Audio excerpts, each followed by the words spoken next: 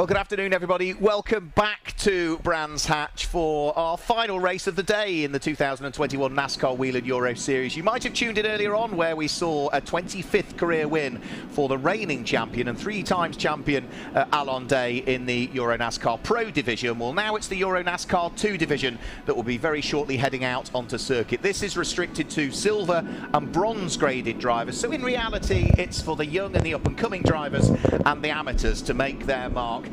We do have a very full grid of cars around this fantastic Brands Indy circuit, which we do have spectators for. We are limited to 4,000 spectators, such are the restrictions we're currently working under, but it's great to have the fans back with us here at Brands Hatch. Let's just have a quick look of the circuit map. It's a fairly simple circuit in terms of its layout, but as we heard earlier on from Advite Dioda, it's a very difficult circuit to master. Just 6 corners, it's just 1.2 miles long, just under 2 kilometres, but it does provide some fantastic racing throughout the course of what is now the 10th visit for the NASCAR Whelen Euro Series. I had Advite Dioda join me in the commentary box for the EuroNASCAR Pro race earlier on, so now it's a chance for one of the pro drivers to join me for the EuroNASCAR 2 race, and I'm delighted to say I've got Mark Goosens alongside me. Mark, welcome to Brands Hatch, a circuit that you know well. You're a Formula Ford Festival winner here. Yeah, thank you, Mark, for inviting me, and thanks for having me in the booth with you.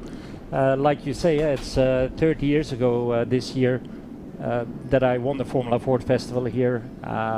So yes, I do have a lot of good memories, and you know what, it's really great for NASCAR to come back to this circuit. And like you said, we're very limited on fans and how many people are allowed on the track and in the paddock, but it's good that it's all opening up again and that we're trying to get to a sort of normal. We mentioned your Formula Ford Festival win. We were talking coming into the commentary box. You'd have raced Formula 3 around here, but you joined Formula 3000 after Brands was dropped from the calendar, so you actually never got to race sort of Formula 3000 around here. No, correct. I mean, this track for me, both the Indy circuit and the Grand Prix track were both familiar places for me in Formula Ford and Formula 3. By the time I made it to Formula 3000, the UK race was held in Silverstone. So unfortunately, because I love this track, it's really old-fashioned and it's an interesting place. What would you think, should we ever get the opportunity to release the EuroNASCARs on the Grand Prix circuit, what would that be like? More boring than what it is now. Yeah, okay. Yeah, no, I mean, it's still a challenging track, but I think the Indy circuit is really cool for those cars, and it's a good show for the fans as well. And it just keeps us busy, and we're doing laps of around 50 seconds here, so it's a pretty cool place for these cars. You're racing for DF1 Racing this season. You're racing in the number 77 Chevy. You're sharing it with Sean Hollenbay, who's a British driver, a late entry into it this weekend. So the two of you have been working together, you sort of imparting your knowledge of the cars to him? I'm trying to help him for sure. I mean, it was a late deal, as much as it was a late deal for me in Valencia. He made a very late decision and last-minute decision to join us for the Brands Hatch race. And you know, obviously, I told him from the get-go. I told him that if he needs some help, if he needs some assisting, then I'm obviously there for him to help him. But you know, at the moment, we're kind of struggling with the handling of the car still, and we're trying to fix that first before we can start making progress on him. But obviously, you know, qualifying was partly wet this morning, so he didn't do many laps and not much running overall this weekend. So, you know, hopefully he gets some good track time now during the race, and hopefully he can make up some positions. Yeah, he'll start off the back of the grid. He only did 3 laps in qualifying. There was an simple electrical issue with the car where the rear rain light wasn't working. By the time they'd fixed it, the conditions had changed. They got from dry to wet, so it was a tough one for him. The cars are heading out onto the grid. Let's just guide you through the way the weekend format works in the NASCAR Whelen Euro Series. If you're not familiar with it, well, there are 2 races per day. We've had qualifying earlier on this morning for EuroNASCAR Pro and EuroNASCAR 2. We had the Pro race earlier on. Well, the EuroNASCAR 2 race now is about 15 kilometres shorter than the one that we saw earlier on. And over the course of tomorrow, there'll be a short warm-up session in the morning, and again, we will have 2 separate races, 75-kilometre race for EuroNASCAR Pro, and later on in the day, a 60-kilometre race for EuroNASCAR 2. That's the weekend format, but we also have restrictions on the amount of tyres that are available available over the course of a weekend. Hoosier are our control tyres nowadays. The graphic actually states 2 new tyres for Brands Hatch, but I think there was a decision made after Valencia, the way the tyre was working, to allocate 4 tyres for this weekend, Mark, for drivers. But you've got to manage those tyres through qualifying and 2 races. Yes, correct. And we see on a track like this where we get very busy that we have to make sure that the tyres are not going down in performance too much. So it's there's a lot of tyre management that comes with it, and hopefully everybody can have a safe second race on a good set of tyres. So for race 1 it's usually not too bad, but it's by the time you get to race 2 you might hit problems. And it's worth pointing out those 4 new tyres aren't just for the car. Each driver gets 4 new tyres. So you got 4 new tyres, and Sean Hollenberg, who's driving that very same car in this race, gets 4 new tyres. And if you want to use more than that, they have to be carried over from a previous event. Yes, and then they will obviously look at the wear of the tyres after the race weekend, and then they will decide what's going to happen for the next race. But yes, basically it's like that we get 2 new tyres for the next round. Then we use 2 from Brands Hatch to keep going. Well, the EuroNASCAR 2 Championship is what these drivers are fighting for, but there are subcategories of that as well. We have the Legend Trophy, which is a subcategory of what we've got out there now. That is for drivers who are aged 40 and over at the beginning of the season. We're both eligible for that, Mark, aren't we? We have the Rookie Trophy, which is for drivers that are making their debut in the NASCAR Whelen Euro Series, and that's regardless of their age or their experience. So as I mentioned in qualifying, if you have a driver who is over 40 and is also doing his first season in EuroNASCAR, he would be eligible, or they would be eligible for both the Legend and the Rookie Trophy.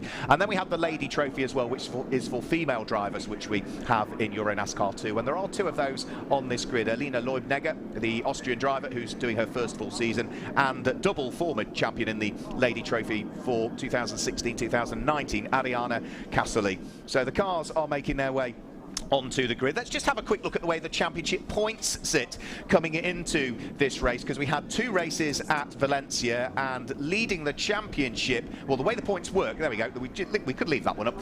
The way the points work is you get 40 points for a race win and 35 for second. So with 2 wins in Valencia, Martin Dubeck, the Czech driver, leads on a maximum of 80 championship points, but we've got a tie for second. The Cypriot driver Vladimir Choitsis and Tobias Dauenhauer, the German, both on 69 points after the 2 races at Circuit Ricardo Tormo. Then it's Pierluigi Veronesi ahead of Nave Talor, and in 6th place is the leading rookie that we've got, which is Alberto Panebianco. So he might be 6th overall in the championship, but he is leading the rookie standings for those in their first season. And as for the Legend Trophy, they're in 7th place. You can see the Ukrainian Yevgen Sokolovsky is the leading driver that is aged over 40.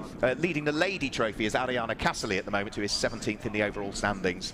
So as a driver, Mark, depending on where you are, if you're at the sharp end of the grid, you want the overall wins. But if you're one of those drivers that's sort of mid-pack and you're eligible for the Legend Trophy, it's that win that you're looking for, isn't it? I'd have thought. I think a bit of both, actually. I think they try to get as high as possible in the general classification overall, and then obviously they're looking at their specific championship, whether it be in juniors or legends, but or females. But yeah, I think they try to make up as many places as possible on the overall standings and results, and they take the other points with them.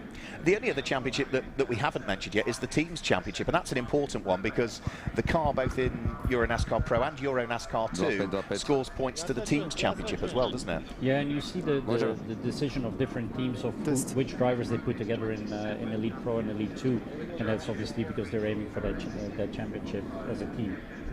Yeah, and the number 7 got off to the best possible start at Valencia, because the number 7 car in the hands of Loris Hazemans took 2 wins in EuroNASCAR Pro, and it took 2 wins in the hands of Martin Dubeck in EuroNASCAR 2. So it really did have a great start to the season. Hello, so Tobias. I think we can hand down upstairs onto the grid where Hadrian Dupas has an interview. At Brands Hatch track. Yeah, I'm feeling good, thank you. I'm looking forward to the race. It's nice to see some fans here at the racetrack, and try to do a good race and try to have a good start, and yeah, like I said, I'm looking forward. For what are you expecting for at the end of the race? I have a really good feeling in the car at the moment. So in qualifying we couldn't show the whole pace we wanted to do because I had a lot of traffic. So yeah, hopefully we can show a good pace in the race, and like I said, try to have a good start, a clean race, and yeah. Thank you very much, Tobias. Have a good race.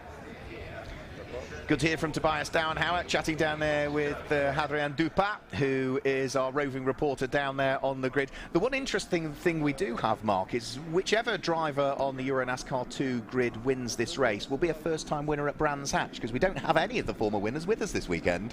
Oh, really? I didn't know that. Just, you know, you see all the talent up there in the front, and like you said, those guys weren't necessarily up front in the last couple of years, so that's good to see that some people are moving on into the Elite Pro category, like people like Urelli and like Maggi, and those guys, you know, they scored their results in Elite 2 first, and now they're active in Elite Pro. That's the kind of movement that you want to see with young drivers here. Yeah, it's the feeder category, isn't it? You need to keep refreshing it all of the time and dropping new drivers into, whether it be the recruitment program, whether it be Elite Club, the regularity tests, Elite 2, and then they slowly move through. Advait Dioda, starting from pole position, the London-based Indian driver, first ever pole position in the NASCAR Whelen Euro Series. His first ever pole position, full stop, Mark. Yeah, and I see a lot of progress that he's making on track. When you look at the free practice sessions, you know, he gradually makes his way up there, and it's good to see that he's finally on pole position, because I think it's a guy that's working really hard, trying to get the best possible deals, trying to get the good rides, and obviously with Cal Racing this year he's found that, and he's proving that in race 2 already. And did you notice as well, I was just having a quick look at the grid sheet as well, 5 different teams inside the top 5 as well, so no one single team dominating either. Yeah, that's been different in the last couple of years. It all came from the Hendricks team in the last couple of years in the Elite 2. But yeah, like you say, I mean, even not only motorsports that we see here on the screen, those guys deserve some good results as well. They've been in it for a couple of years, working hard to try and get some good results, and it's good to see that it's all paying off for them now. So you're Advait Dioda, you've qualified on pole position, popped the time in just before the rain started to fall, so it was never then really under pressure. He's going to be leading potentially up into Paddock Hill Bend for the first time. He's been at the sharp end of EuroNASCAR 2 previously, but he's not had a win. How would you approach the race if you were him? Like he did in free practice, because like I said, I think he did a solid job there yesterday and also this morning in qualifying. And it's all about getting into a good rhythm, and I think he's been pretty successful at it this weekend so far. And I'm pretty sure if he keeps his head cool in turn 1, then if he doesn't make too many big mistakes, then I think he will hang on to it. Mistakes around this circuit, how easy is it to make those mistakes? We know Paddock Hill Bend, it's very difficult from the television camera to see just how blind it is on entry, how you can't see the apex, how much it drops away as well. Difficult to get right. Graham Hill Bend, because you're breaking downhill, is not easy, and then of course you've got that section through Surtees at turn 4 and McLaren at turn 5 where you're rotating the car, but also you need to try and straighten the car at the same time to brake to get into the next corner. Yeah, and then the next one, Clearways, is pretty hard too, because it goes downhill on exit, so that's kind of an off-camber corner there. But yeah, all the elevation changes are pretty interesting here, although we got a track that's only just under 2 kilometers long. You know, there are only 6 corners, but there are a lot of places where you can make mistakes. Absolutely. Let's just guide you through the grid then. Pole position goes the way of the number 56 Ford from Cal Racing, Advait Dioda, and alongside is number 50, which is Tobias Downhauer with his Hendricks Ford. So it's an all Ford front row of the grid. Row 2 of the grid is the German driver, number 22 for DF1 Racing, Justin Kuntz, and alongside is car number 89, leading rookie that we've got in the field, racing for not only motorsport, it's the Italian Alberto Panibianco. The third row of the grid, number 17 for 42 Racing, the shadow of Francesco Garisto, lines up alongside the current championship leader. 2 wins at Valencia, but only 6th quickest in qualifying. Number 7, Martin Dubac, the Czech driver at the wheel of his Hendricks Ford. And row 4 of the grid is number 88, Max Lancer, the leading legend driver in the field, racing the Cal Racing Chevy, alongside number 66, another DF1 racing car, Simon Palat. The 5th row of the grid is 27, back in the championship once more for Double V Racing, the team that he part owns, Pierluigi Veronesi, lines up alongside 48, which is Yevgen Sokolovsky, the Ukrainian for Marco Steve Motorsport. And row 6 of the grid, number 1, Vladimiris Choitsis for Academy Alex Caffey Motorsport. His Ford had electrical problems in qualifying. He's second in the championship standings, but only qualified 11th quickest. The Cypriot has got work to do from there. He lines up alongside number 69, the oldest driver in the field, in his early 70s now, Michael Bleekie-Molen, but plenty of experience. Row 7 of the grid is number 90, Nave Talor, alongside 2, which is Tom Klasinas. Row 8 of the grid is 44, Ian-Erik Varda, alongside his fellow countryman from Finland, number 23, Levi Lintakantu. Row 9 of the grid is 46, the Portuguese driver Miguel Gomez, alongside 64, returning to the championship, Matthias Hauer. Row 10 of the grid is an all-female affair. Number 12, Alina Leupniger, the Austrian, lines up alongside the Italian, number 54, which is Ariana Cassoli. She is the reigning Legend Trophy champion. And at the back of the grid, your car with problems in qualifying and not many laps, Sean Hollenby, who is going to look to try and make progress, nice and clean for the first lap or so, settle in. Hopefully a few cars make mistakes and he can pick a few off. I'm pretty sure he will be paying attention in the first couple of laps because he's still kind of getting used to the car. I know he's done EuroNASCAR before and he's coming back now, but still it's a different car, it's a different team, and you know he might have gone a little bit rusty when it comes to NASCAR driving. So it's gonna take him a couple of laps, but like you say, if he stays out of trouble in the first couple of corners, then he should be all good. He did say, you know, he liked the car, he liked the car setup. He was very happy for you to take the lead on the setup and help him and point him in the right direction. He was very complimentary of being able to work with you, Mark. I think I think he's settled in already and feels quite comfortable. So this is a slightly shorter race, remember, so it is going to be a 30-lap race, so that is just shy of 59 kilometres. They will be getting themselves into neat 2x2 order. They should have a second formation lap, shouldn't they? And we will see changes to the starting procedure as well for this year, where the cars aren't close to each other. They have to sit in the grid lines to the left or the right, depending on what lane they're in. Yeah, correct. It used to be door to door or door handle to door handle and bumper to bumper. Now you have to keep 1 meter between the car's front and rear. And now you have to go through your actually the grid hatches, on your grid position on the straight, so you cannot be too close left to right. So there's a little bit more safety into it, and it shows in the first couple. It does, yeah. We've had less first corner incidents. So the Ford Mustang safety car peels its way into the pit lane. Buckle up, everybody. We're about to go green for the first time in EuroNASCAR 2 this weekend with the third round of the 2021 NASCAR Whelen Euro Series EuroNASCAR 2 division. Lights will go out on the gantry, and we're away for 30 laps of racing. Advait Deodar leading the charge up towards Paddock Hill Bend. Tobias Downhauer settling into second position. Justin Coots bounces off the curb in third place. Deodar moving over to protect that all-important inside line as they head up towards Druids for the first time. But everybody safely, Mark, through the first couple of corners by the look of things. Yes, there's some little bit of contact on a couple of corners there, or a couple of cars in that first corner, but it all runs pretty smooth so far. So down to the Cooper Straight they work their way for the first time. Cal Racing machine out front. Somebody slowing off circuit there. Couldn't quite pick out who that was. I think it was Max Lanza who ran a little bit wide out of turn 3 there in the black monster car. Yeah, that's the car that Alan Day That's the car that Alan Day brought to victory lane earlier on. Over the start finish line they'll go. Tobias Downhauer is not letting Advait Deodar get away. So onto the brakes in towards the first corner. Advait bounces off the curbs as Tobias Downhauer looks to just try and get a better run coming out of the corner. Third place is Justin Kuntz. Fourth is Alberto Panebianco. So he'll be the leading rookie that we've got in the field at the moment. But he's got Francesco Garisto at the wheel of the Shadow right behind him. So top 5 cars on the grid. Still the top 5 cars in this race. In fact, the top 6 are the same as well, because Martin Dubeck is still there in 6th position. Yeah, you can see Max Lanza is down in 13th at the moment, so he lost some ground there, running wide in turn 3 on the exit. I think he started 7th on the grid and he's 13th now, so he lost quite some places there. It's good to see Justin Kuntz is keeping up with a good rhythm there of the 2 leaders. Justin was talking to me, he said that yesterday his feeling in the car wasn't very good, and the balance of the car changed completely when he put new tires on this morning for qualifying, so you know, he's got all the confidence in the 22 car right now, so hopefully he's up for a podium finish. Yeah, I was having a quick chat to him before the start of the EuroNASCAR Pro race, and he said exactly the same, that the car just came alive when they put some new rubber on it. So Advait Deodar leading the way. He did have 0.3 of a second gap between himself and Tobias Dauenhauer. It looks as though it has grown a little bit more maybe than that over the course of this lap, but he's not really getting away. In fact, if anything, Dauenhauer through the second part of the lap has started to close up a bit more, sliding around. That was Francisco Garisto, big slide on Mark.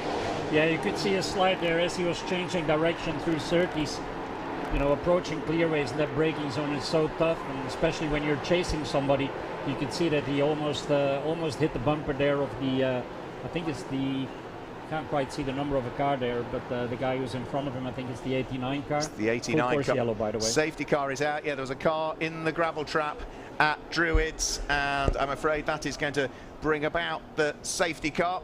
Sorry, not at Druids, at Paddock Hill Bend. That is going to bring about the safety car. I have a feeling it might be Levi Lintekantu that potentially has gone missing. The Finnish driver making his debut at Brands Hatch, Levi Lintekantu.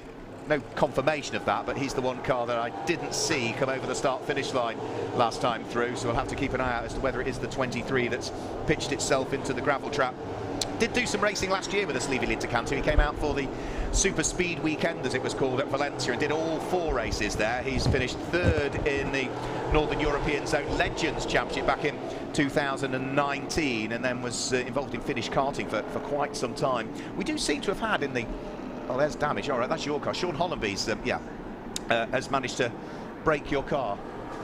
I'm glad to see it's only bodywork so far. He's still running, so the car seems to be steering still. So superficial damage. Right I was about to say, we seem to have had an influx of Scandinavians coming into this series. It was largely sort of French in the early days, then there's a lot from the Benelux countries coming in, but we seem to have had an influx of those from Scandinavia. You look at the number of nationalities represented over the course of the entry list, and it's quite colossal, isn't it? Yeah, I was talking to Eric this morning, and he was saying, we were talking about sports because we had this interesting game between Italy and Belgium yesterday, soccer and football, which unfortunately You're we still lost, smiling though, despite the result. Yeah, because I saw Rocca being so happy last night. So, we were talking about different sports, and like Belgium has been pretty popular in football, it's been popular in cycling. And he was saying that even though there aren't many big names coming through in Scandinavia, motorsports is still a very important sport there for the broader public, I should say. So it's good to see them in NASCAR as well. You're talking about football going on and Belgians chatting to Italians. Well, yeah, I'm English. I've been chatting to the Ukrainians this weekend because we've got an important match going on this evening as well. Some of us will be happy tomorrow, others might not be so much. We'll wait and see what the result will be. So safety car out there, laps ticking away. So that's 5 laps that are now completed. They are on lap number 6. Levi Lintekantu's car is being removed from the gravel trap to the point where it came to rest. It should be, I would have thought, dragged deeper into the gravel trap there to get it more out of harm's way. And the other car I want to pick up on to see as to whether progress has been made was Vladimiris Choitsis, who started 11th. Cypriot still running in 11th at the moment, so he hasn't made any progress at all. 2nd in the championship. Yeah, I know, but qualifying is so important here, and it's very hard to overtake this on this circuit. If somebody takes a little bit more of a defensive line to start with, not making any mistakes on the braking, then it's it's pretty tough to get by those people. And I could experience it this morning. You know, we were a lot of experienced drivers around the position that I was in, and I had Lucas Lazer behind me for a long time, and he was much stronger than me. But there's no way passing here until we get some bumping going on. But it was fair play. It was good. It was close racing, and I think we can see the same here up front. Although I have to say that people like Panebianco and Garisto, even Francesco, his name has been around for a little bit, but he's still a young guy learning about it all. And I think with 42 racing now, he's building on his momentum, found the confidence in a team that's putting in a lot of effort for him to make him a great driver in the years to come. Yeah, I mean, he's still a teenager. He's still only 18 years of age, Francesco Garisto. Yeah, he's got a very bright career ahead of him as long as he keeps doing what he's doing, and you build that experience, don't you? The damage to Sean Hollenby's car, the number 77 that you drive in EuroNASCAR Pro, will that affect the handling of the car with that front wing peeled back? It will obviously allow the air to flow in to the bodywork differently, but is that a hindrance at all? No, not so much, especially not on a track like this. Speeds aren't that high, there's not too many high-speed corners, so it shouldn't affect it too much for him. I think it's more, it's a panic when you first see the car approach you with parts hanging off, but it's just some light bodywork that's hanging and flipping around there, so he'll be fine. So I think we should have at least one more lap behind the safety car. I think Levi Linterkantu's car is almost dealt with now by our Brands Hatch marshals and officials to get that car out of harm's way. A little bit of weaving being done by Tobias Dauenhauer to try and maintain a bit of temperature in the control Hoosier tyres that they all run. How much drop off when you're behind safety car at a circuit like Brands Hatch? How much tyre temperature drop off is it? Do you have to work hard to keep that temperature? Are you weaving? Are you on or off the brakes? Are you a combination of the two? I think the problem at this moment is that, you know, everybody's tyres are going down a little bit towards the end of the race. At least that's what we saw in the Elite Pro race. So I think the drivers are fairly happy now that they actually can cool off the tyres a little bit just to be on the safe side at the end of the race. Amazingly, this is also the first safety car period we've had this season. We were green all of the way at Valencia and green in your race earlier. Yeah, it's hard to believe on a short track like this that we didn't have any safety cars come out earlier. But of course, when a car gets stranded in a gravel trap, you know, for safety reasons, this is the right call. So looks as though we're going to have at least one more lap behind the safety car before everything is as we need to be. Max Lancer, yep. Yeah, we saw some grass sitting there in the front grille of the 88 car. Obviously, because he ran wide in turn 3, so he just has to keep an eye on his gauges now just to make sure that his water temperature is not going up too much. But it didn't look too bad. And I suppose that the other good thing is you've got that pair of eyes, you've got that spotter, and the spotter, having had the off, the spotter would be looking for exactly those kinds of things with the car and informing Max that's the case. So there is Levi Linterkantu's car up against the barriers. We just need to get the JCB load all back behind the barriers, and then we should be good to go. So it might even be one extra lap after this one that they are on. So the order at the moment, Advait Dioda leading the race for Cal Racing. The number 50 car of Tobias Dauenhauer second, 22 Justin Kuntz is third, 89 Alberto Panebianco is fourth, ahead of Francesco Garisto and Martin Dubek, who complete the top 6. Simon Palat is 7th, Pierluigi Fedonesi is there in 8th place, Navi Talor is 9th, and Yevgen Sokolovsky is in 10th place. The leader of the Rookie Trophy at the moment is in 4th, Alberto Panebianco. The leader of the Legend Trophy is Yevgen Sokolovsky, the Ukrainian, who is in the top 10 at the wheel of that light blue and orange Gulf liveried car. The likes of Yevgen Sokolovsky, who is not quite as young as Simon Palat. Both of those are doing EuroNASCAR 2 and EuroNASCAR Pro. That's hard work over a weekend, Mark. Yeah, it is hard work, but I think it was a pretty fair deal between Patrick Lemerrier and Simon to have him do like both races. Yeah. Patrick pulled out for this race simply because of the changing calendar this year, because the German race isn't on the calendar anymore. Simon had a contract with Patrick saying that, you know, he had 7 race weekends this year, so because the race was not on the calendar anymore, Patrick stepped down and gave Simon the extra mileage, let's say, in the DF1 car. It's good for him because he keeps building on momentum. He's one of those young drivers, very easy going, down to earth, building on experience, and you know, he's getting some serious help from Patrick Lemerrier and Jacques Villeneuve. And you know, he's performing pretty well, I have to say. He's Belgian, I'm Belgian. We didn't really know each other until we started working together at DF1, and I have to say, like Jacques and Patrick, I'm pretty impressed. Yeah, he's got some good mentors, hasn't he? That's absolutely for sure. So we're getting back into 2x2 order, which means we are going to go green again at the end of this lap. So this is lap number 10 that they are on at the moment, so 20 laps still to go, and Advait Dioda has got it all to do again on the charge up towards Paddock Hill Bend to try and fend off the aspirations of Tobias Dauenhauer, who would, I'm sure, like to try and grab the lead of the race, but neither, I'm sure, are going to do anything silly. They're both conscious that in this championship you only get the one joker round that you can drop.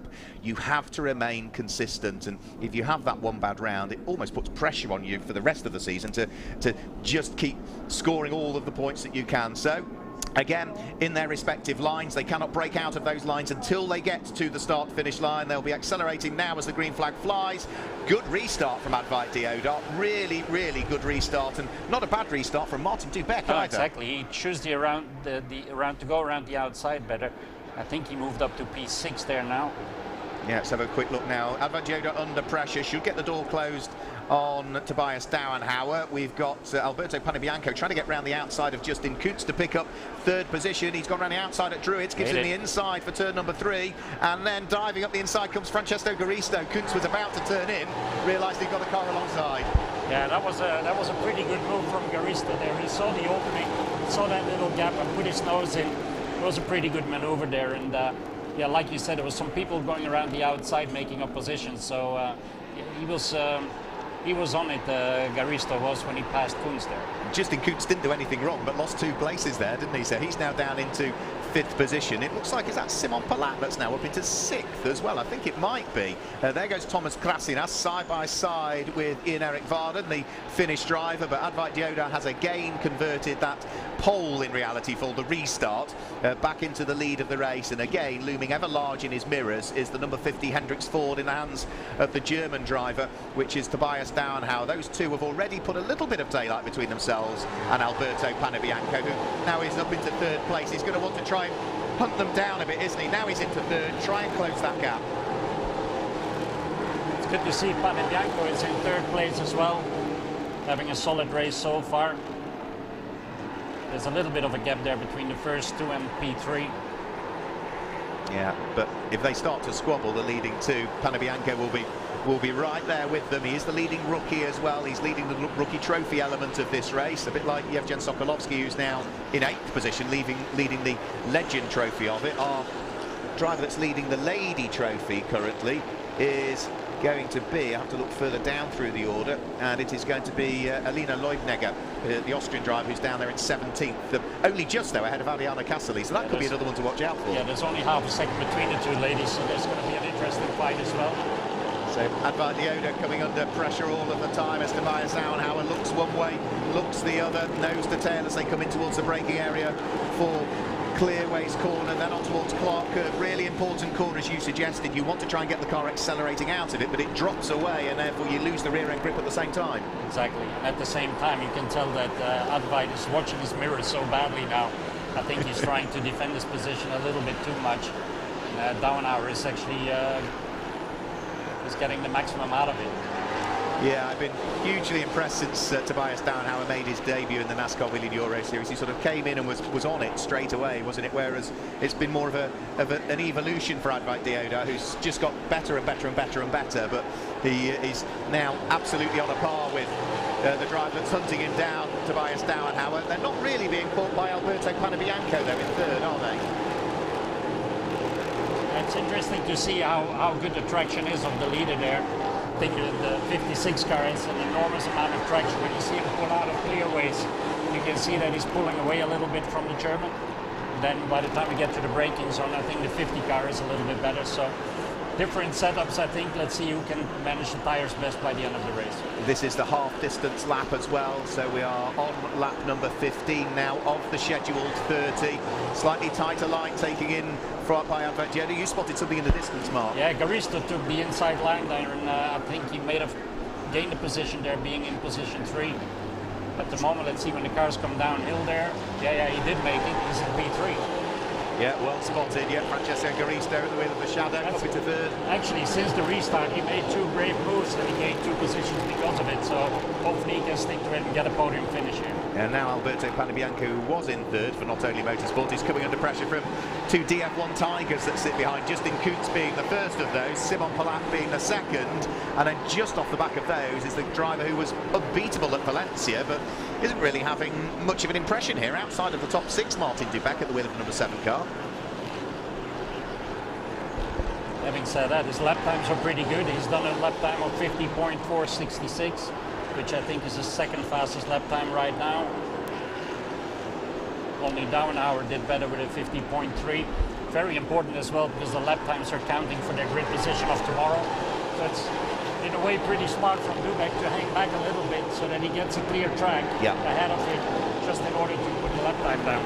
Yeah, I've seen a lot of that over the years. Just sit back a bit, accelerate into the gap and get the quick lap time in. Now Justin Kuntz is trying to unlock the door here to 4th position, putting the number 89 Not Only Motorsport Chevy of the Italian driver Alberto Panebianco under pressure. He's in the slipstream as they come over the start-finish line. He's almost alongside, taking a wider line in towards Paddock Hill Bend. Try and get a bit more momentum on the exit of it, but is he going to have enough time to do anything on the run towards Druids? A bit too far back, Mark, I think, isn't he? Yeah, can't make it. Oh, there comes Simon. He's not going to help Justin there. 2 teammates together. as I mentioned earlier on when this was happening with two DF1 cars, Norbert will be biting his fingernails at the moment, won't he? Now, what they do need to be careful is they don't slow each other up and allow Martin Dubeck to sneak up on them. And once they've squabbled already, you can see that just trying to break away a little bit was Alberto Panebianco, wasn't he? Yeah, you see Justin was on his rear bumper and now he's dropped away a little bit because he's defending so much. Yeah, that's the cool stuff about close racing. So here they come over the start-finish line. The red car's Justin Kuntz. The number 66 green Chevy is Simon Palat, the Belgian, the Czech driver, which is Martin Dubeck. His next race after this race weekend will be at his home NASCAR Grand Prix at Most in the Czech Republic on the revised date that we've had from them. It should have been in June. It then becomes the end of August, was when we'll now see Most take place. But this is a good little fight that's going on. 4th, 5th, 6th, 7th. All together, and if anything it looks as though Justin Kuntz now is the quickest of them all, because he's caught back up with Alberto Panebianco. Yeah, you can see that he's closing the gap fairly easy once he keeps his eyes off the mirror. There he comes, he's trying trying the inside. No, he didn't quite make it on the braking there. Straight away Pilat is like right on his rear bumper, so he's trying to get that position from Justin Kuntz again now. Yeah, so what Justin did there was what we saw Alexander Graf doing in the EuroNASCAR Pro race. He was much quicker through Surtees and McLaren, and Alexander Graf was taking all of the curb and half of the grass going into McLaren to try and squeeze his way through. I think there's a car off at Paddock Hill Bend again on the bottom there. Simon is now passing Justin Kuntz. He is, yeah, dives up the inside, makes it stick, goes through, so the two DF1 Racing Chevys swap position, so it's Palat now ahead of the 22 of Justin Kuntz, whilst still with the best seat in the house is car number 7, the championship leader Martin Dubeck, sitting down in 7th position. As for the car at Paddock Hill Bend, let's just have a quick look. Have we lost another one? Not sure we have. It might have been Levi Lintekantu's car still that's up against the barriers at Paddock Hill Bend. Now Simon Palat is attacking again. He's trying to work his way through and past Alberto Panebianco at the same time as Justin Kuntz is under attack from Martin Dubeck. Yeah, Dubeck is having a good run there. Simon is actually passing the 89 car, Panebianco, so Simon is into the top 4 now. So that's been a good couple of laps, hasn't it, from Simon Palat, who has really come alive. Started 8th. Well, he's now up into 3rd place. Justin Kuntz braking later. I think they actually made contact. Panebianco's running wide now as well. Yeah, so Justin Kuntz almost going to go through, but Panebianco will have the inside line for turn number 3, which is Graham Hill Bend. Now, this has really just allowed straight away Simon Palat to pull well and truly away in 4th place, isn't he? His next target, Simon Palat, will be to try and close the gap on Garisto. I think some car pulled off to the side there. I think that was Pierluigi Veronese, I think. Or was it? We'll have to have a quick look and wait and see. Was it the 27? You see the gap Simon Pilat pulled off there? No, the 27's there still. So, we'll have to see who that might be. Now, the lead advantage, whilst we're watching this squabble that's still going on for 5th, 6th, 7th places, the lead advantage is still only half a second, so Advai Deodar is still not getting away from Tobias Downhour for the lead of the race at all, is he? Let's just have a quick look replay, talk us through it. So Panebianco had a little bit of a lock up there on the rear wheels. Right at the same time, I think it was Pilati that was putting a pass on Justin Kuntz. That's the number 2, that's Thomas Krasinas that's off on the Cooper straight, I think. So I think that's the number 2 car of the Greek driver. Yeah, he's lost 8 places on that lap. So yeah, that's Thomas Krasinas returning to the series, the 19-year-old Greek driver that is out of this race. But over the start-finish line, Alberto Panebianco still hanging on to 5th position. The DF1 Racing Chevy of the German driver Justin Kuntz right behind. And then just off that is Martin Dubeck, but there's another crowd starting to appear in the background, isn't there, which is going to be Pierluigi Veronese and Vladimir Choitsis, who's now up into 9th from 11th. I think he might just have passed Veronese as well.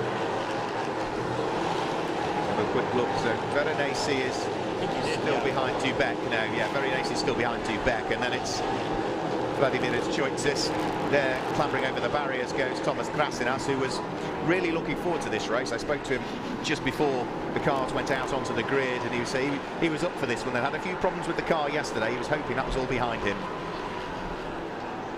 Now, pretty interesting to see how Dubeck all the time comes back onto the rear bumper of Justin Kuntz and then drops down again. It's the quicker car, I think, Dubeck's car, but it's not being in a position to gain a spot. Yeah, I think of all of the So drives. he's trying to put that fast lap time in. He's getting pretty close there up front. I think Advait Deodar actually did a 50.249, 50.292 for Simon Pilates. He's the second quickest guy right now. Yeah, I think Martin Dubec's probably about 4th or 5th quickest at the moment. Nave Talo's got a really quick lap in. He's got a 50.4, which would probably see him about 3rd or maybe 4th on the grid at the moment. So, yeah, Nave is running down in 10th position. So up towards the start-finish line, round through Paddock Bend, they go for the 24th time now. Advait Deodar still under pressure. Exactly a 1/3 of a second was separating Advait Deodar from Tobias Dauenhauer. Now mid-corner there, a slide again mid-corner there. He had a big oversteer moment there as he went down on the power coming out of Druids. You can tell when you look at his front wheels coming down the hill when he turns into Graham Hillbank. Car's actually getting a lot of understeer there as he tries to get his momentum through the corner. And then when he puts the power down, that understeer goes over into an oversteer on power.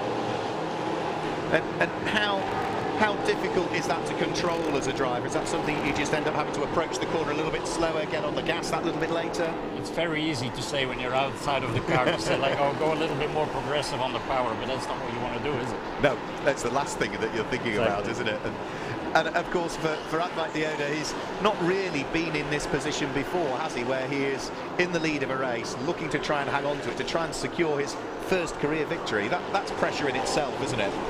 That would be great, because I spoke to him over the winter, and you know, he hasn't been racing much recently, also because of obviously the COVID-19 situation. But his career has been going up and down, hasn't always kept the right momentum, but it's good to see the guy leading this race. Now what Advait Deodar needs is to meet this traffic that's just up the road in the right place and not the wrong place. It's Alina Leubnegger who is going to be the first of those that will get picked off. Then it will be Matthias Hauer, and I think Ariana Cassidy was just ahead of that. They're all busy fighting for position, and that is going to be 17th, 18th and 19th places that they are coming up against. And for Advait Deodar, he can't afford to meet any of them in the wrong position. He just catches Alina Leubnegger's number 12 Solaris Motorsport car heading through Paddock Hill Bend, gets past Alina. Tobias Dauenhauer will sneak through, so that's the first of the back markers dealt with, but they've still got 2 more marked to deal with. Yeah, that's the hard work as well on a track like Brands Hatch Indy. You know, there's a lot of traffic coming up, but you know, luckily for him, he's got he even takes the hand off the wheel to wave at the back marker. I think he should better focus now on trying to get his head down, try to not make any mistakes, and get that wing sorted out. Absolutely, yeah. Ariana Cassidy uses all of her experience to make sure that she is out of harm's way. It doesn't affect her Cal Racing teammate or the Hendricks Racing Ford of Tobias Dauenhauer that still sits there in 2nd place. Laps are running out though now. That is now 26 laps that are completed. Tobias Dauenhauer has lost maybe a little bit of time through those back markers relative to Advait Deodar. I think that last exit there when Deodar actually passed Ariana on the exit of Clearways, or better on the entry of Clearways, I think it made the exit of Clearways difficult for Dauenhauer. So because he would, at that point, he'd be wanting to let the car drift and get on the power, and he was probably that little bit later. I was a little bit worried of her being there on the outside. So it's pretty smart of him to stay out of the front at that point and make sure he gets that 2nd position. It's championship points, isn't it? For Tobias Dauenhauer, he will know full well at the moment. He'll be hearing on the radio he's joint 2nd in the championship, but he'll know that Martin Dubec, the championship leader, is behind him. He'll know Vladimir Choitzis is behind him as well. That was pretty close there for Garisto, who tried to pass that back marker. He needs to make sure he brings the car back home to a podium finish as well. So up towards Paddock Hill Bend, they are now on to lap number 28. So this one and 2 more thereafter between Advait Deodar and potentially his first career win in the NASCAR Whelen Euro Series. There's still going to be potentially a little bit of traffic to deal with as well, and that's the Portuguese driver Miguel Gomez, who is new to the NASCAR Whelen Euro Series, that may well have to be dealt with. And again, some of this all might just come down to where you meet the back markers. There's plenty of twiddly parts at Brands Hatch. There aren't many big long straights, and it's the straights really where you want to get past the back markers, so we'll have to wait and see. So there's Gomez just ahead. Now is Advait Deodar going to clear that car before they get towards Paddock Hill Bend? He's not, is he? He's going to have to deal with it probably on the run in towards Druids. So still the fastest lap is for Deodar at 50.249, so if it stays like that, he'll be starting from pole again tomorrow. We'll have Simon Pilate, I think, next to him. Here goes Advait Deodat, is up the inside of Miguel Gomez.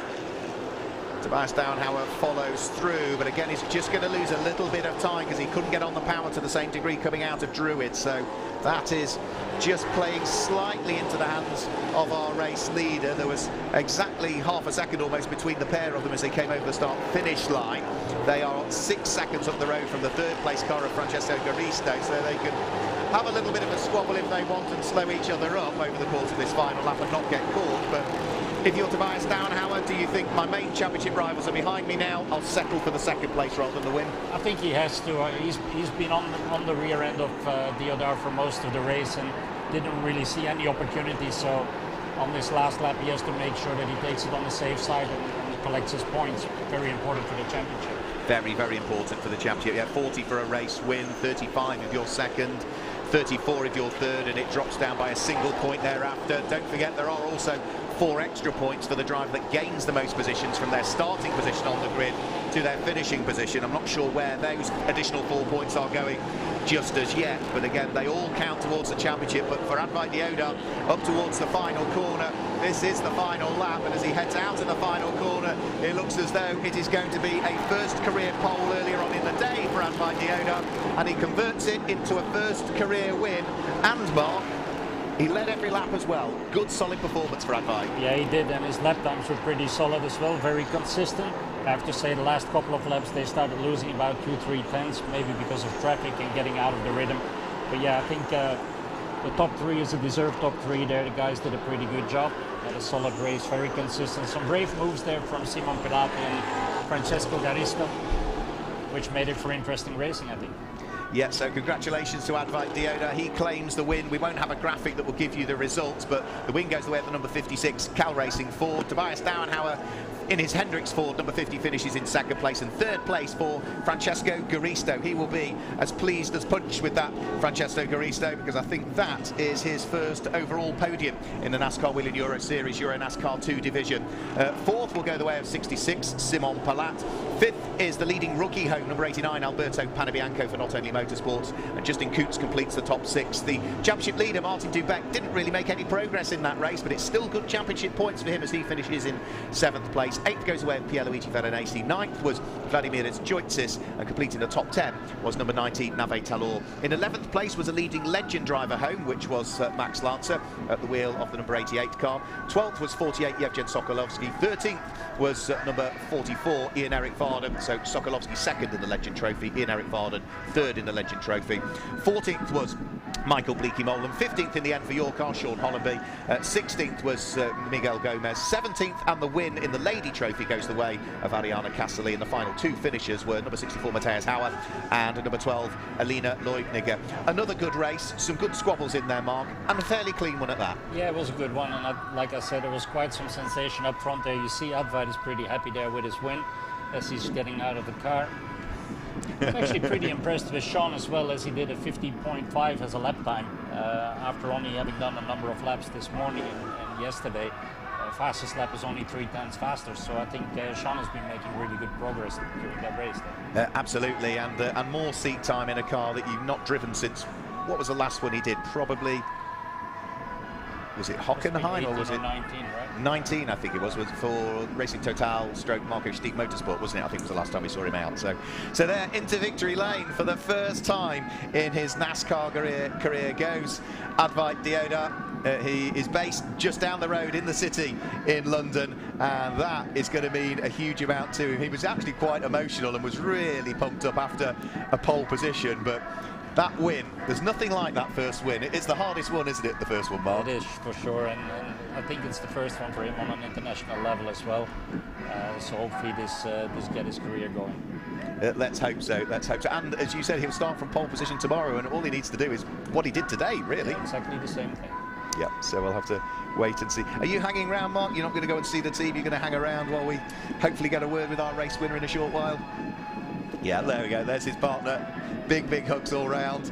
They won't be celebrating tonight. They'll have to leave that until tomorrow. But yeah, that is going to be one heck of a lot to Advait Deodat. He joined me in the commentary box earlier on for your race, Mark, and who'd have thought a few hours later he'd be taking the number 56 to victory lane.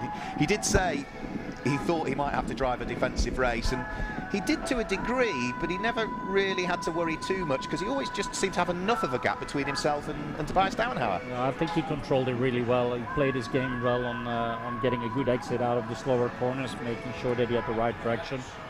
Like I said, at one point he was looking in his mirrors a little bit too much, but no, he did an awesome job. He's very much deserving this first win here. So here he is, he's out of the car and is, I think, very shortly going to pop on the Hoosier hat, and then Adrien Dupin, who is our roving reporter down there in the pit lane, should be able to grab a word with our race winner, Advait Dioda. His first career win, big smile on his face, had to work for it, didn't put a foot wrong, and hopefully we can grab a word in a second with our race winner.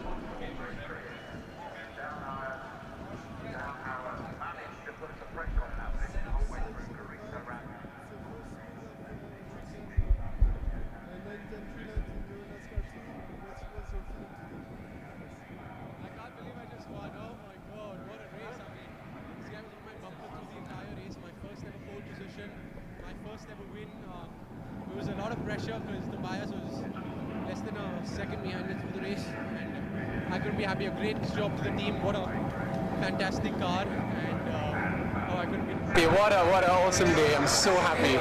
You will remember this race in Brands Hatch For the rest of my life, I will never forget this. Oh my God! Congratulations, Advait. Thank you so much.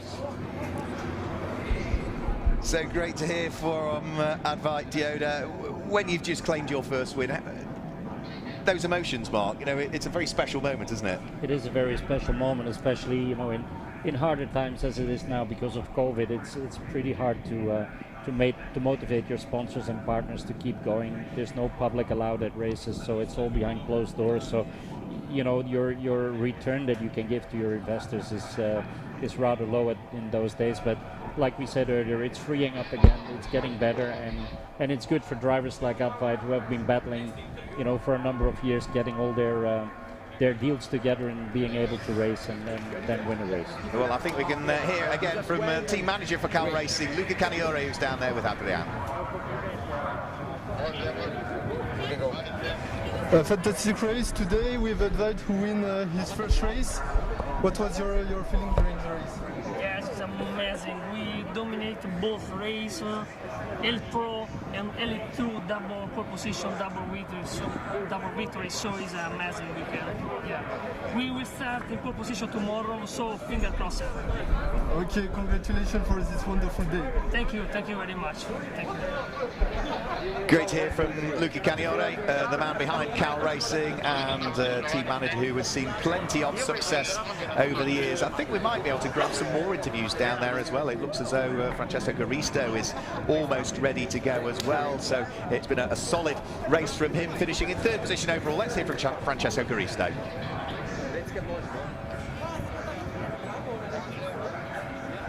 Hello Francesco, first podium in your career today. What was the feeling on the track? Second, excuse me, what was the feeling on the track today? So I had a great feeling with the car. I managed to overtake some cars. And we had great battles. We had good pace. We struggled with overtaking the other cars, so we couldn't catch the two guys in front. I'm super happy for this podium. For me, the team, we did great work here and great work at home with the car. So I'm really happy for it, for me and for everybody in the team. So I'm happy for today and confident for a better result for tomorrow. And today I'm really happy. So. Are you happy to be here in England? Yeah, it's a great track. I've never been here. I mean, the first turn at paddock is something just amazing. You feel your body that's squeezed in the car, and it's something really cool. So yeah, I love it. And then we have also fun, something that's due to COVID now. Yeah, exactly. Okay, so congratulations and good luck for tomorrow. Thank you. There we go, good to hear from Francesco Garisto, and I think that might be the last driver that we're hearing from. I was hoping we might get a chat with Tobias Dauenhauer, but I don't think that we're going to get that opportunity, unfortunately. So the drivers will be heading towards the podium presentations. I think we'll probably just do the first podium, and then we will stop after that because we have 4 separate podiums to do, so we can see the drivers working their way through there. A quick replay, when the lights went out, it was Advait Dioda that led the pack up towards Paddock Hill Bend. Tobias Downhauer settling into second place, and it was Justin Kuntz that had slotted his DF1 Racing Chevy through into third.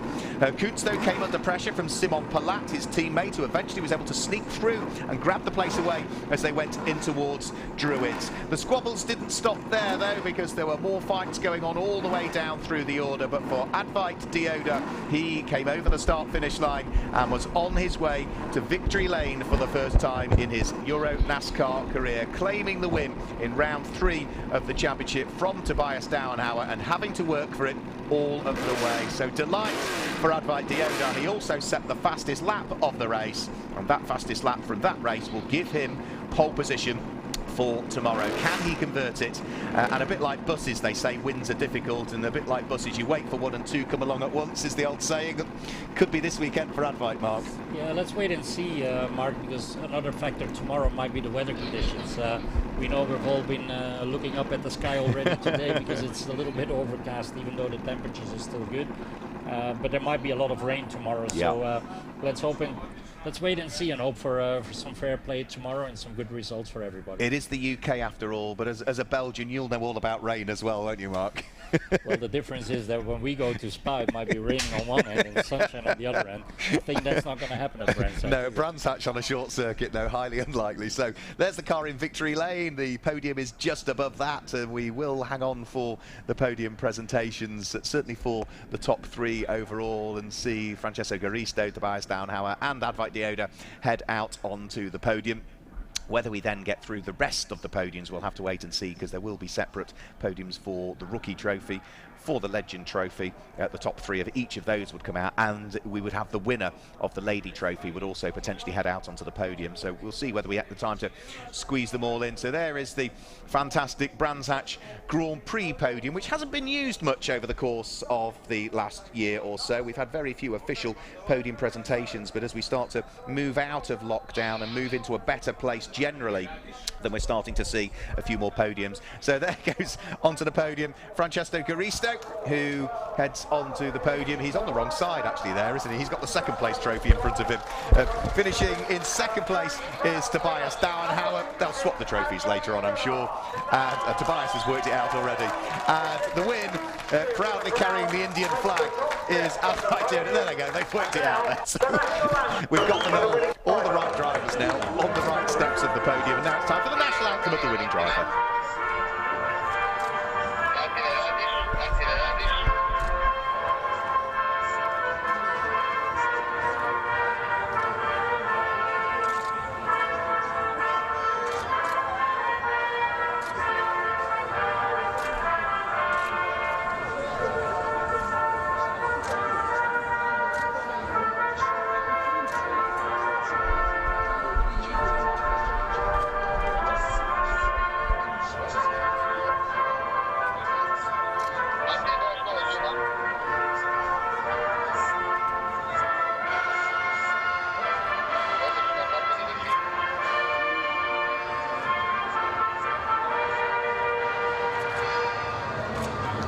So there we go, Advait Dioda with his first overall win in the NASCAR Whelen Euro Series. The drivers have to present themselves with their trophies. The national anthems have been played, the official photographs just to be taken, and then we'll see as to whether they make merry with the champagne or save the overalls for tomorrow. But that is one happy chap on the top step of the podium. Tobias Downhauer won't be too disappointed either, because his main championship rivals in the early stages of the 2021 season did finish behind him in the race. So trophies held aloft for the photographs to be taken. Francesco Garisto in the white overalls, Tobias Downhauer in the black overalls, and in the centre of your screen is Advait Dioda. And now it's time for them to spray the champagne on the podium. And, well, for Advait Dioda, that champagne is going to taste very sweet indeed, isn't it? That's going to be one pair of smelly overalls tomorrow, Mark, when they get in the car again for the Elite 2 race. It's good to see the joy of the 3 drivers there being on the podium. And I think I said it was Francesco Garisto's first podium. It's his second podium. I think he corrected that when he was speaking to Hadrian. Stings as well, doesn't it, when it gets in the eyes, that champagne, Mark? Exactly. So there we go. A well-earned drink for Advait Dioda. They will vacate the podium, and then we will get the podium redressed, ready for our next podium presentation. So we have separate podiums for overall, for rookie, for legend, and we will have the winner of the lady trophy heading onto the podium, and we'll try and hang around for all of those podiums at Brands Hatch before we then cut the stream, say goodbye for today, and of course start to look forward to day 2, which will be tomorrow here at Brands Hatch. So the final few photographs taken, our top 3 in the race overall in the first of the 2 EuroNASCAR 2 division races, making their way off the podium. Out will come the next batch of trophies, and then we will get our next trophy presentation underway, which will just be a quicker affair because it will just be the trophies. There'll be no champagne, there'll be no national anthem for the winning driver either. So out onto the podium comes Eric Vardem, who finished in 3rd place in the Legend Trophy for those drivers aged 40 and over. 2nd place goes the way of the Ukrainian Yevgen Sokolovsky for Marco Steep Motorsport. And the winner of the Legend Trophy might have run wide on the first lap of the race, Mark, and got grass in the grills, but Max Lancer put it right, didn't he? Came home to claim the win in the Legend Trophy. Yeah, exactly. It's like we said, you know, they're looking at this kind of podium, but also for the overall results. And I think in the overall results, he lost it all on that first lap, dropped down a couple of places. Could have been a very difficult position as well to put a lap time down for his grid position for tomorrow. I think he did a 50.7, if my memory is correct, looking at the results. So yeah, I mean, that's about 5/10 off, and I think that's not because of the performance of the car or driver, it's just track position that caused that. Yeah, so we had an Indian, a German and an Italian on our first podium. The second podium was a Finnish driver, a Ukrainian and an Italian. It goes to show, doesn't it, the different nationalities that are all represented here. And then for our rookie podium, what are we going to get on the rookie podium? We're going to get an Italian, a Portuguese driver and an Austrian, I think, potentially. Having said that, I think it's a pretty great job that FJ is putting on in putting all those nationalities together in difficult times like we had last year and this year. And the show keeps on going on, and I think NASCAR is really doing a good job at it. Jerome Galpin and the team do a fantastic job. So there is Advait Dioda. We should just be able to see the other podium that's going on just above it and give those drivers their moment of famous. So Alina Leubniger on the right of your screen, 3rd home in the rookie trophy. Miguel Gomez on the left of your screen was 2nd home in the rookie trophy, but the rookie trophy win went the way of Alberto Panebianco. Congratulations to those 3 drivers on the podium. And then once they vacate the podium, there should just be one more driver to head out to the podium, and that will be for the winner of the Lady Trophy, and that will be driver who was previously twice claimed the overall championship in the Lady Trophy, Ariana Casserly, who was first home in that, finished in 17th position, a couple of places ahead of Alina Leubniger, but when I say a couple of places, that's only 2.2 seconds, so it was actually quite close still in the end for that. And no matter what you're involved with, Mark, as you well know, every single place is hard fought for, isn't it? It is, yeah, and there's a lot of battling going on in the back of the field, which we don't always see on the screen, but you know, like you said, it's sometimes harder work for somebody to finish 15th than for somebody else to win a race.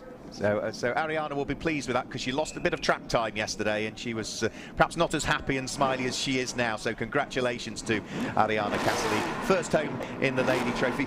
Mark, thanks for joining me again. It's been an absolute pleasure, and good luck for tomorrow, mate. Yeah, thank you very much. Thanks for having me, and I'll do my utmost. Great, thanks for joining us. There we go. Mark Goosens, a Brands Hatch legend, a Formula Ford Festival winner here at Brands Hatch, and his name is proudly one of many that are in the Kentagon Bar and Restaurant, where all of the Formula Ford Festival winners are up there. So that's it for today from the NASCAR Whelen Euro Series. Thanks for joining us, whether it be for qualifying, whether it be for the EuroNASCAR Pro Race, or for this one, EuroNASCAR 2. But that is it for today. We have more racing coming up tomorrow here at Brands Hatch. Our stream will go live with the build-up to the EuroNASCAR Pro Race just before 1:45 British summertime. That, of course, is going to be an hour later in Central European time, but from the whole of everybody here involved with EuroNASCAR here at Brands Hatch, thanks for joining us today. We'll see you here tomorrow. Until then, it's goodbye.